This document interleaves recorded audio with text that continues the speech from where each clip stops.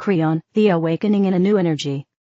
Greetings, dearest ones, I am Kryon of Magnetic Service. If I were to ask you what you would answer with the expression awakening in a new energy, or what about the Great Awakening? Or an even greater awakening? These are all things I've spoken to you about, and that other groups have also spoken of, things that are already here, and that you didn't expect, truly. What does it mean? Let's go back for a moment.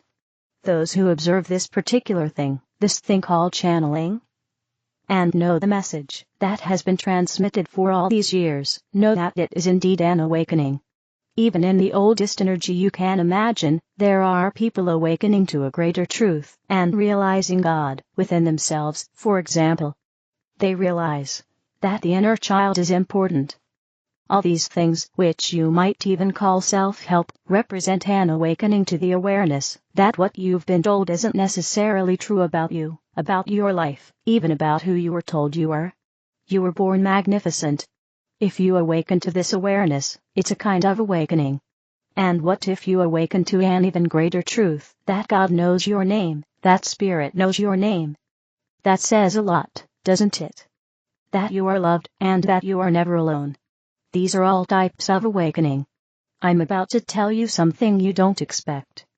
All of this has nothing to do with the kind of awakening we're talking about now. And there are reasons for that. We need to bring you back, for example, to what you might have experienced in a previous energy, which you would call an awakening. I know that many of those watching a channeling have experienced something similar. A moment when you asked yourselves, is there more than what I've been told? Is it possible that there are invisible things around me that I perceive, but can't see? Is it possible that there are guides accompanying me, or perhaps even angels? And over the years, many of you have come to the conclusion that you don't know everything, and that there really are people who can help you. There are people with outstretched hands, you might say, who can change your life, if you let them. And all of this comes down to, I would say, acceptance. Do you allow other energies to manifest? Do you allow a greater truth to go beyond what you've been told? And many of you right now watching this video would say yes, and yet it has nothing to do with what's happening today. This is a new energy. I've said it before, even in the channels. Some would label everything that happened before as New Age. There's that word new, and you would awaken, you would say, in a new energy. But you've already been doing that for 30, 40 years. And what if that energy wasn't so new after all? The newness was your awareness. The newness was you. You were arriving at the new awareness of a greater version of yourself, regardless of what you've realized, what you've done. Perhaps you've even had a near-death experience, maybe. All this teaching is incomparable to what is possible today. You need to realize that you have actually passed a turning point. 2026 is the first of 5 years that mark the beginning of this change. This is, you might say, the energy that has been awaited for a long time. It was even doubtful that you would make it to this point. All of this is the result of humanity's free will, which decided to embark on this path. What were you told about the year 2000, for example, by those who made prophecies? What were you told about the 2000s by indigenous peoples? What were you told even by the Catholic Church? That the 2000s would be difficult, that they could even be the last. That they could bring with them, I would say, a period of fear, perhaps an Armageddon would occur, all these things, apocalypse. Do these words sound familiar to you? Well, they should, because they all refer to the present. I hope you have acquired a kind of awareness, a cosmology, in all my teachings, that tells you that you are right on that threshold. That's where you are. And everything you've experienced so far is only a small part of what is truly about to come. There is a great difference between what you would call an awakening 10 years ago, 5 years ago, even last year, and an awakening today. And today I want to share this information with you, so that you can know, truly know, what we are talking about. It's not that esoteric, because it's something that's been known for a very long time, dearest ones. 37 years ago, when I came into the world with my companion, who sits in the chair, this is exactly what I had in mind. This is truly why I came, for this moment. If I were to face the change that hadn't yet begun back then, if I were to face that change all 36 years, or at least 30 years, what would happen when you began to manifest it? If you made it, what would happen? The indigenous peoples of this planet have spoken at length about this period, and you can find it in much of their oral tradition, in some of the carvings they left in the sand, and on rocks. It's there, available to anyone, bearing witness that a time would come when humanity itself would have to decide to change, and it did. It truly did. You don't hear about it in your news, dearest ones, because your news is 10 years behind in terms of awareness. But you're beginning to have an elevated consciousness that will lead you to a dimensional shift, and we've already talked about that. And this dimensional shift isn't about the planet. It's about the individuals who are experiencing it. Exactly, it's not linear. It's not about everyone. It's not a planetary change. It's a personal change. And that's what makes this time so extraordinary. Each of you watching this video who understands what I'm talking about should reflect on this before doing anything else. Could it be true? You are here for a reason, and it's no accident. You were born at this precise moment in history, because you wanted to be. All your past lives, every single one, led you to this point, and gave you life right now, so that you could be here, aware of what you know, able to awaken further, and change this planet. Did you know that's why you're here? Did you know how important the task ahead of you is? And you might say, well, what should I do, Kryon? What should I do? And the answer is, sit there, and listen to me. Sit there, and let yourself be loved enough. Open your heart and your mind to understand what I'm about to tell you. In your DNA lies a time capsule. A time capsule placed there by beings from the stars 200,000 years ago. It would never have activated if you hadn't reached this year, 2026. It is beginning to provide you with information, a kind of chemistry, you might say, memories, an enhancement for an awakening greater than anything you've ever experienced, regardless of what happened to you to get you to this point, which makes you an esoteric thinker.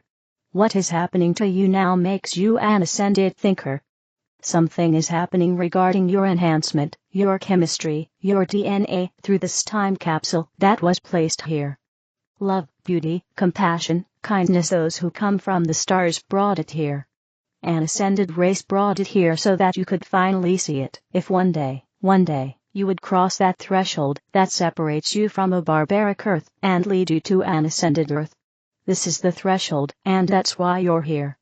This time capsule, you might say, is awakening right now for you, to give you something that no awakening could ever have given you in the old energy. It's an awakening that gives you the ability to transform the physics of your body into a very high consciousness, and you are beginning now. And suddenly the physics of consciousness begins to apply. Consciousness is energy, dearest ones. One day you will understand that. You will measure it. You will be able to perceive it. And a high consciousness consists of atomic structures that rotate at supersonic speed, you might say, giving you something that goes beyond elevated thought. It gives you, are you ready? Communication with your soul, with others who are ascended in your galaxy, with ideas from the field, through that information that is tuned from your antennas on your Merkaba to the transmission from that form through the pineal gland. It's all there, all of it. It begins now. Before, it wasn't. I will say these things as information in many places now, and perhaps you will hear them from sources. Well, that's what Kryon talked about. This is, because it can never be repeated enough. This is a different time, dearest ones. Congratulations. You are in the right place at the right time. I will give you more information as we proceed. Why do you feel so uncomfortable? Why is it to journey into the unknown, all these things? What will you do now? Sit and let yourself be loved, and understand that you are changing exactly according to your own timing. I am Kryon and I love you all. And so it is. The lunar eclipse of August 28th. On August 6th, our social planet Venus entered its home sign of Libra. It finds comfort at home in this air sign that seeks alliances, pleasure, and companionship. A sign that aims to find ways to connect with others. So it might be a bit of a party pooper to start the week with Venus in opposition to planet Saturn, which is in a much less cheerful mood, especially while retrograde in Aries. There's nothing Saturn wants to do less than focus on its own goals right now. Venus is seen as a kind of frivolous distraction. From Saturn's point of view, we don't have time for that. Nor are we in the mood. Venus is our relationship planet. And when Saturn opposes it in this way, from Venus's perspective, we can feel ignored, excluded, rejected. Or it seems impossible to connect with the people or things we desire, want, or need. Oppositions like this force us to reflect on ourselves and compel us to take notes. That's when we ask ourselves who steps forward when we need them, even when they're as busy as everyone else. Who are the people we know we can count on? And who are those we can't rely on, who might even make things more difficult? It's not unusual to feel abandoned or even rejected during the Venus/Saturn transit. Our allies seem to pull away. But this transit might hide more than meets the eye. Venus is already beginning to slow down, which allows us to look at things from a different perspective. And Saturn often brings us face to face with reality. It can be a surprise to discover who steps forward and who doesn't. Welcome to the vortex of eclipse season. This will connect to the upcoming Venus retrograde in October. So stay tuned. There's more to this picture. And curiously, the partial lunar eclipse that will fall on August 28th or the 27th, depending on where you are in the world, is also playing a major role. Venus lingers at the edges, with some well-defined minor aspects. It sneaks in with its presence in a surprising way, almost as if to say, who would have thought?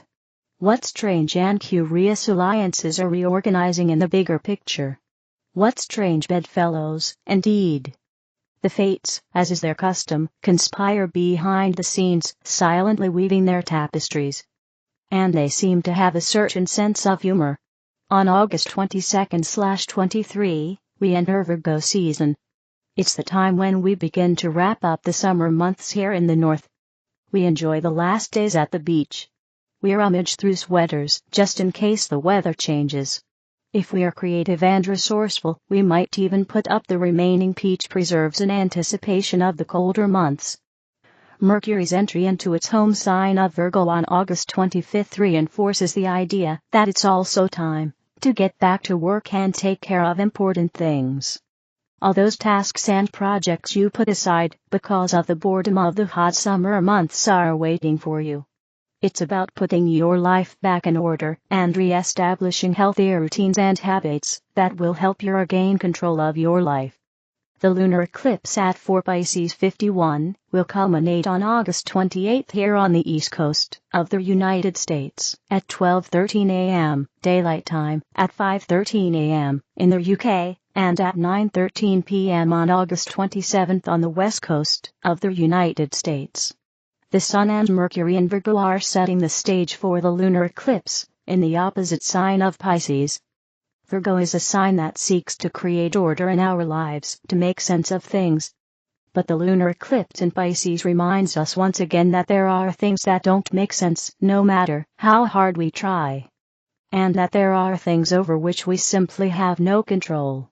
This will become particularly evident with this lunar eclipse, in which we are asked to have faith that, even in the face of uncertainty, even in the face of sudden and perhaps irrevocable changes, somehow we will end up exactly where we need to be.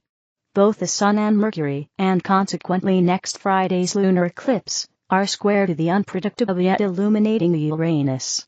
Lunar eclipses are moments of culmination, where we see things coming to some kind of conclusion. This could happen rather suddenly when Uranus is involved. It's not unusual for a sudden turn of events to occur when Uranus is involved. And if we dare to look, we are shown things in a completely new light. And once we see things as they are, we can no longer ignore them. Uranus speeds things up. So we'll need to stay alert. This eclipse is charged with impulsiveness. Proceed calmly. Like a tornado coming to sweep Dorothy away, this eclipse could burst in suddenly, adding unexpected plot twists. Know that this is a North Node eclipse, which means that whatever change is occurring is what we need to fulfill our role in our collective evolutionary path. And it may not necessarily be what we expect. If we're on the right path, we'll receive confirmation. If not, that will also become evident. During a lunar eclipse, when the Earth casts a shadow on the Moon, we are shown how our physical reality is, or isn't, in tune with the purpose of our soul. Eclipses can literally open doors and shine a bright light on events, freeing us so that we can see things exactly as they are, without being distracted by our illusions. Like a supreme alignment, we are asked to get back on track. Pisces connects us to the collective, and so our destiny becomes an integral part of the collective destiny. Through the doors of the lunar eclipse, we are all called to transcend our usual boundaries and limits, to merge with the beyond. With this comes the awareness that we are all swimming in this great ocean we call life. And we are never alone. There are others here with us, and together we are guided to fulfill a destiny much greater than any single individual could achieve alone. So buckle up and keep a clear mind. We can gather all the pieces, after the eclipse, when Jupiter and Saturn form a perfect fire trine. Thoth, what exactly are you doing? Commit to correcting your negative tendencies, because only then will your actions regain their true splendor. Doing good out of pure intention, with a good heart, and not out of conditioning. External expectations, or your own narcissistic tendencies, this is the path to follow now. Beloved one. What drives you to do what you do? What makes you live this way? What do you truly desire deep down? Try to get to the bottom of these things, because only on these foundations can you truly live, and make truly conscious decisions in your life. Why did you choose the path you're following? What are the deep reasons? Are you following the highest good of your soul, or the lower inclinations of your ego? The spiritual path can only be chosen after completing the worldly path completed by experiencing, living, seeing, and integrating, mastering everything this world has to offer. Make sure you live earthly life fully, and don't leave this world prematurely.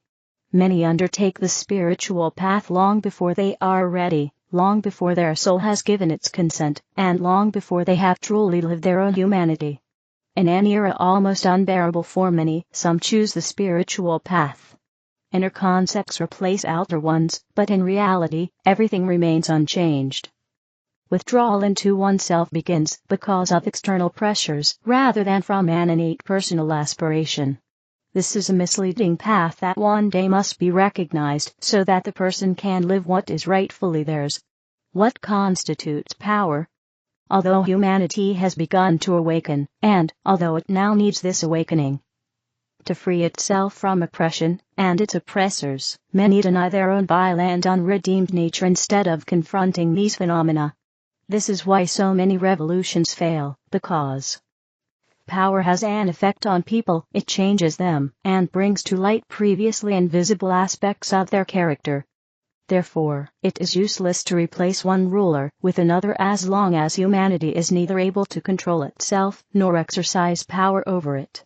Only a few are destined to govern and assume leadership roles. However, many believe themselves perfectly capable of doing so, which is a serious miscalculation, and stems from a lack of self-analysis, truthfulness and honesty. The world is changing, and everything is in constant flux. Now it's up to you how much you care about your true inner story, how much you want to shed light on it, and what meaning you want to give your life. Nowadays, only sincerity will take you far, and only honesty with yourself will ultimately lead you onto the spiritual path. No one can reach a summit without having walked the path that leads to it. Therefore, today it falls to the light beings and light workers, the light warriors and light preparers, to dedicate themselves to the self-assessment, which culminates in the one question, why do I do what I do? Embracing the new age with courage means confronting yourself, your negative tendencies, and your divine beauty.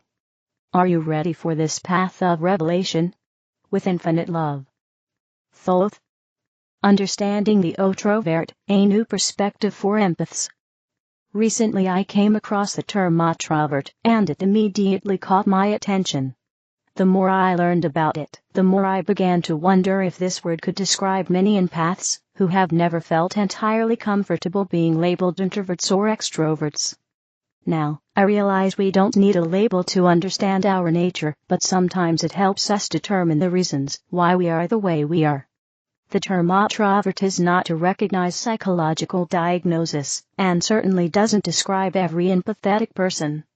However, I found it fascinating because it seems to offer another way of looking at those people who don't fit perfectly into either category. And I wonder how many empaths there are who have spent years thinking, I'm not really an introvert, but I'm certainly not an extrovert either. And that's why the description of an Otrovert might fit you. So, what does an Otrovert empath look like? You can be social. You can enjoy company, have a good conversation, laugh, participate, and create genuine connections with others. But after a while, you need to pull away.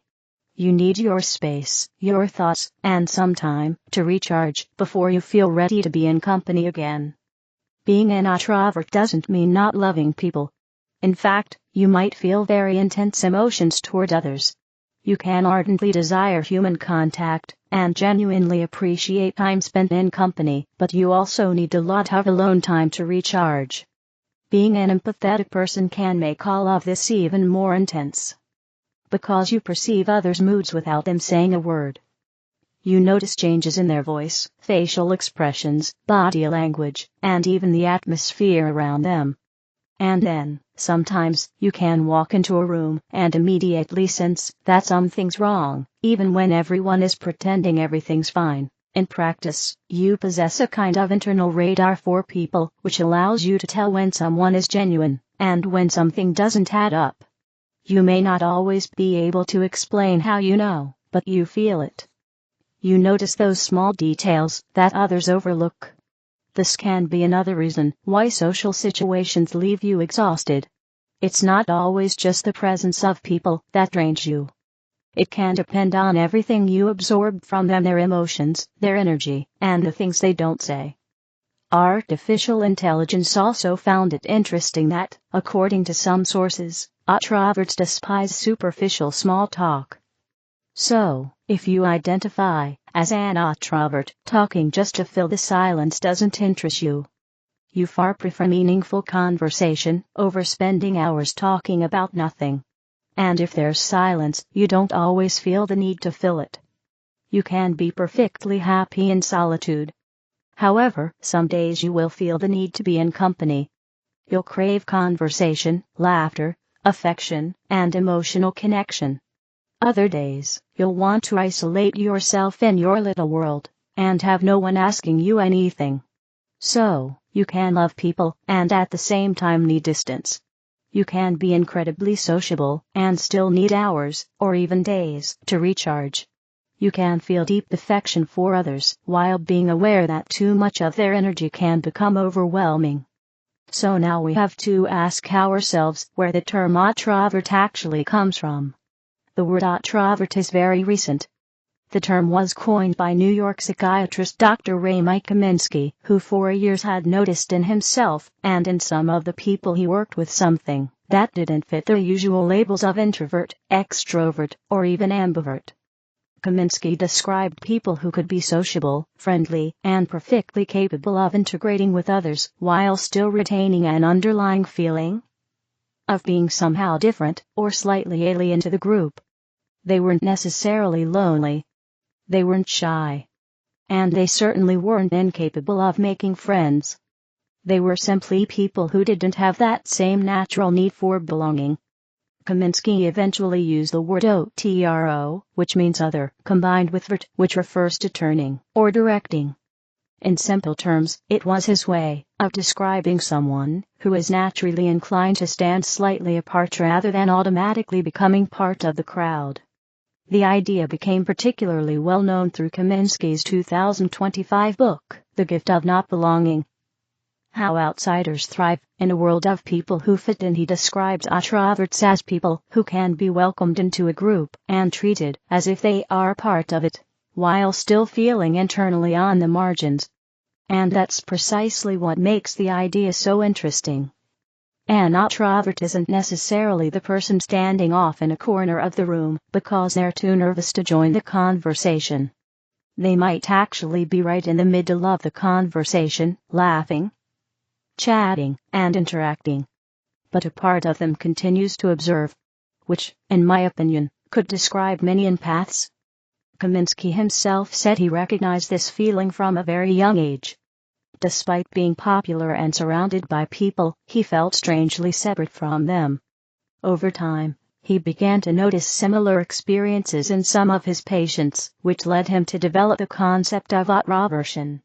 I should probably clarify that the term Otrovert is not currently a medically recognized personality type. For now, it's more of a new way to describe the particular experience of personality, belonging, and connection. Just as the term empath won't be used in a medical diagnosis or by healthcare professionals, it is nevertheless a term that helps many sensitive people understand their own characteristics better. Perhaps you could also describe yourself as an Otrovert empath, someone who can connect deeply with people but doesn't need constant company, someone who feels more than they show, notices more than they say, and needs solitude to find themselves again. It's not that you necessarily avoid people. You simply have to choose when you have the energy for them. And when you spend time alone, it's not just about withdrawing from the world, but about recharging after having felt so much. Okay, those are my thoughts for today. I hope everything is going wonderfully in your world. Until next time. Diane. By Diane Kathrine. Galactic message: you incarnated for this moment. You did not arrive in this particular time sphere by chance. From the soul's perspective, incarnation is not simply a random entry into history. Many souls are drawn to particular eras because of the experiences, transformations, and growth opportunities those periods offer, and this moment on Earth is extraordinary. Many of you chose to experience a civilization that stands on the threshold of a profound expansion in its understanding of life beyond your world. For generations, humanity has looked to the stars wondering if it was alone. Yet what has remained hidden, questioned, or ignored is increasingly entering collective awareness. The possibility of revelation and eventual open contact is becoming part of human dialogue in ways that would have seemed impossible to previous generations. For souls who wish to witness such a transition, this era represents an extraordinary opportunity. You didn't come simply to observe it, but to experience what happens when an entire civilization begins to redefine its place in the cosmos. Remember, however, that preparation for contact is also an inner process. Humanity must become capable of facing the unknown, without immediately reacting with fear. Greater contact requires greater awareness, curiosity instead of hostility, discernment instead of panic, and unity instead of division. That's why your awakening matters. Every time you free yourself from fear, expand your awareness, choose compassion, and become more comfortable with the mystery of existence, you contribute to a collective consciousness capable of encountering something greater than itself. Perhaps that's why the stars have always seemed strangely familiar to some of you. Perhaps something inside you knew you would live through a period when humanity would finally begin to look outward, discovering that the universe was much more alive than it had imagined. You incarnated for this moment. So live it fully. The next chapter of human history has already begun. The creators, not one Earth dividing.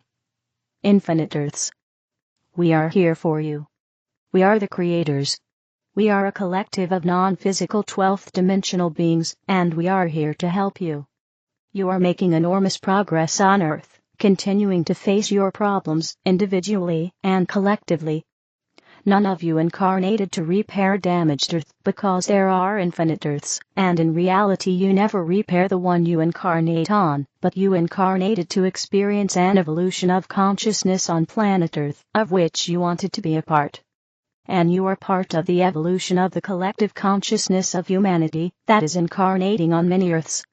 As we just said, there has never been only one Earth, and there will always be infinite Earths to choose from. When we say you are making progress and growing by leaps and bounds, we mean that you are deciding to be part of a human collective consciousness that is doing just that. And you make this choice every time you choose to find yourself in a higher vibrational state. It's that simple. That's why you don't have to go looking for the places with the most serious problems on Earth, and go there to do everything you can to repair the damage. You're not obligated to do that, but you certainly can if you feel inspired. If everyone simply did what they truly felt like doing, then we would have found a way to reach a harmonious version of planet Earth. Everything starts with you, as an individual. You have to believe in yourself enough to recognize that what you most feel like doing is what you are destined to do at that precise moment in your life. You have to believe in your intuition. You have to trust your heart and what your feelings tell you. Let your feelings guide you toward one of the infinite Earths, where you will find yourself perfectly at ease, where you will be welcomed and even applauded for what you do. What you do matters because it is an expression of what you are. What you are is unconditional love, and if you force yourself to do something because society or your parents impose it on you, then you are not embodying the version of unconditional love that source energy created you to be. Consequently, you will find yourself on an Earth where everyone else does what they do for money or out of a sense of duty, but certainly not because they feel inspired to do it. This reflects on all the people around you when you don't choose your actions based on what happens inside you. That's why it's so important to be grounded in your body and aware of what you feel. You have guidance at all times, and this guidance won't always be so obvious to your mind. That's why you need to listen to your body, your gut, your heart, and your joy. They are your primary guides, and these are the ways your guides contact you. They connect with you through what you can feel in your own body. We can give you a very positive report on the progress made, because more and more of you on this timeline, on this Earth right now, are following your calling. You are living the life you were supposed to live before incarnating. And one of the key indicators of this is your spiritual awakening. Continue moving in the direction you've taken so far, and know that you will continue to reach better and better versions of Earth, higher and higher frequency timelines, and you will see those reflections in the human collective around you that you wish to see. We are the creators and we love you very much.